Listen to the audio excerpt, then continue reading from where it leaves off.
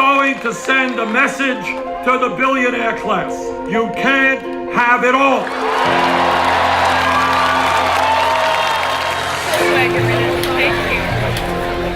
I'm running for president of the United States because we have 4 beautiful kids and 7 incredible grandchildren. And I want to make sure that the country we leave them is a nation that we are proud of.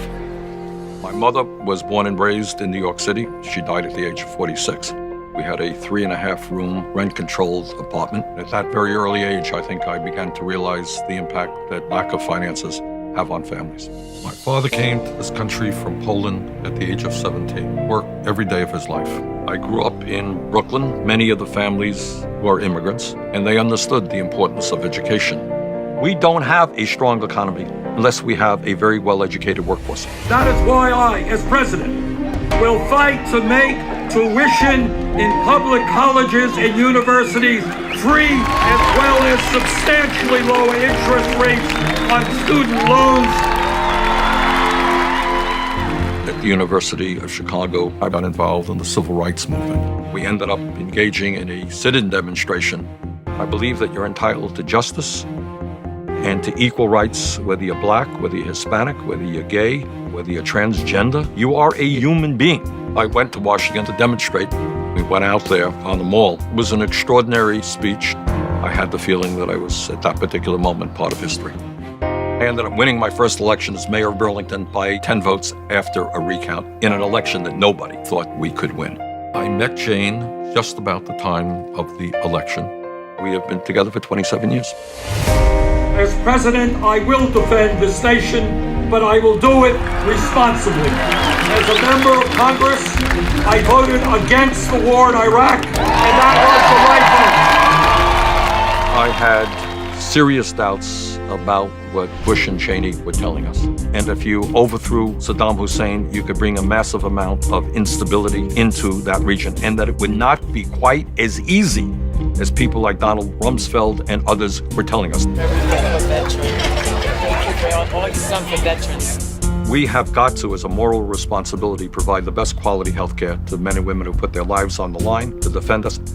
John McCain and I put $5 billion into strengthening the VA so that any veteran who walks into a VA facility will get quality care in a timely manner. That was one of the major pieces of legislation passed in the last congressional session.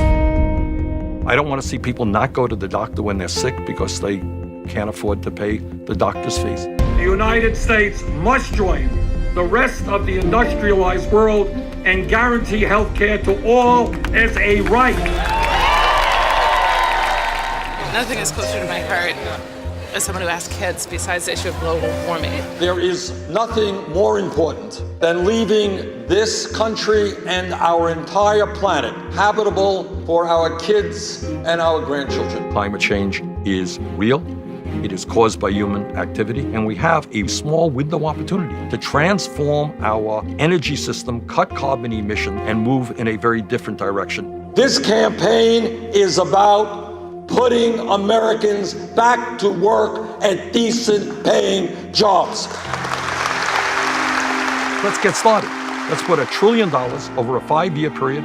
Let's create and maintain 13 million jobs. Let's make our infrastructure stronger, safer, more efficient. We must establish pay equity for women workers. Bottom line is that if somebody works in this country for 40 hours a week, that person should not be living in poverty. The issue of wealth and income inequality is the great moral issue of our time. It is the great economic issue of our time. It is the great political issue of our time. This type of rigged economy is not what America is supposed to be about. This has got to change. And as your president, together, we are going to change it. I will be working hard to overturn Citizens United. That is the undermining of American democracy and the qualities of this country which have made us the envy of the entire world. Today in America, we have enormous problems. They are solvable problems. This country belongs to all of us. We want to make policy that improves the lives of all of our people. That's how we transform America.